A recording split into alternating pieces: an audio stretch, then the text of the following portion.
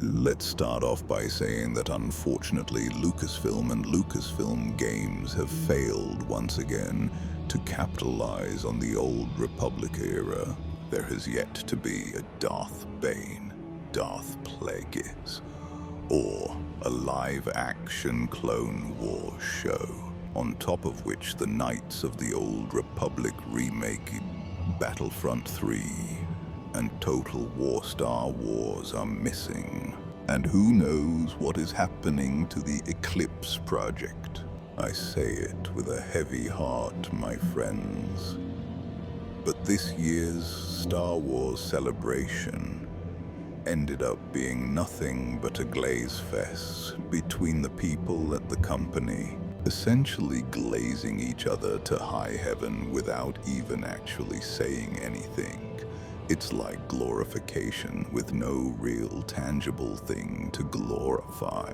Regardless, I will still cover the most important parts of what occurred at Star Wars Celebration to just pass the time. Ahsoka Season 2 is going to start production very soon.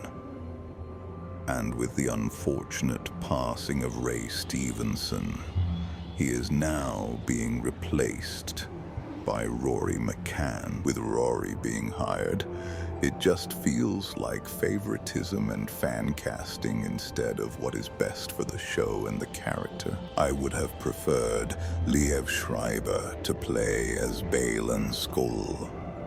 He not only fits the look, but can deliver a menacing but serious performance. Although Rory is a decent actor and he was great in Game of Thrones, I just can't see him having the same energy or deliver the exact same performance as Ray. Certain people are made for certain roles, and I just hope they do the character justice. Next, we have Star Wars Zero Company being officially announced. Over 3 years of game development between Respawn and BitReactor to get a game that looks and has as much content as a mobile game. Incredible, because I promise you, it will end up just being a cheap reskin of XCOM that looks like a mod for it instead of a standalone game. And I understand that is what some weirdo niche fans want, but that is not what sells. If they had made something equivalent to Star Wars Legion, where you're in command of at least a platoon of troopers and a couple vehicles over many different kinds of maps with its own kind of terrain, that would have been better. And for those ignorant, a platoon of troopers range from 20 men to 40 soldiers commanded by a lieutenant, giving orders to 4 to 5 sergeants. Here we are, though, after 3 years of paying people a yearly salary just to make 3D models from scratch, when we could just import things from Jedi Fallen Order or Jedi Survivor. They could have even sourced it from Battlefront 2, since it's all under EA anyway. And the point I'm trying to make with that is, instead of putting all your resources to making certain things from scratch when we already have assets of it, put that money into adding more game mechanics, or just adding fleshed out game mechanics that function. Make it more large scale instead of some clustered turn-based garbage. So in short, this is not Total War Star Wars.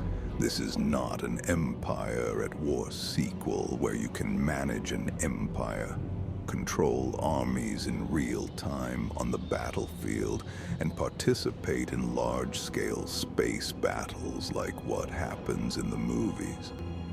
No, this is just a small group of operatives that is set on a linear path in a small space, with no real deviation from it, and rolling dice to see if you have a 70% chance of hitting a target. Wild. The next topic is in regards to the Star Wars Starfighter film, starring Ryan Gosling and the director Sean Levy. Firstly, it was said by the director himself that this is set after the infamous sequel trilogy. That already hurts their project in more ways than they can imagine. Are these people in Hollywood that retarded? I would have given the film a chance if it was set after Return of the Jedi with the rest of the Filoni-verse, or even during the Empire era like the Andor series, which would have made much more sense considering that Ryan Gosling's character could be an upstart X-Wing pilot for the Rebellion. Better yet, he could have been a part of the Heir to the Empire film series or show if he had been placed during that time period. Now his character and the story will be wasted on a timeline that no one gives a shit about. Now, possibly the best thing that happened at Star Wars Celebration this year was the announcement of Star Wars Maul Shadow Lord. And although I'm not the biggest fan of a cartoonish art style for depicting a story, the teaser that was shown at the event looked quite promising. It may even rival the animation of Blur Studios, the people responsible for making the Old Republic cinematic trailers. But as with anything involving Disney Star Wars, we will have to wait and see what happens. The last topic for today's discussion is how Lucasfilm essentially censored their own live stream. The streams were not available for a very long time after they were over, which is odd since live streams are immediately available for any viewer who wants to see it, just in case they miss the stream. And according to some sources, it was because Kathleen Kennedy and some other rich people got, quote-unquote, mistreated when they got on stage. They got their feelings so hurt because they were in a trash production that they censored their own fans booing at them. This is the world we live in. Truly insane. The only silver lining to all of this is maybe we will get the live-action debut of the Celestials and Abeloth in the Ahsoka show, and that Kathleen Kennedy is rumored to step down by August this year. The fans must take matters into their own hands and start making Star Wars projects on their own. To hell with the rich executives who want to gatekeep because of greed. It is time to step up and make the Star Wars we all fell in love with and that we will honor for all time. But what do you guys think? Tell us in the comments below, and also watch out for the prologue of Star Wars, the Old Republic Prince of Darkness series I am working on right now. You guys voted for it to be made, and I will put all my love, time, and energy into that story. So until next time, my apprentice, may the dark side be with you.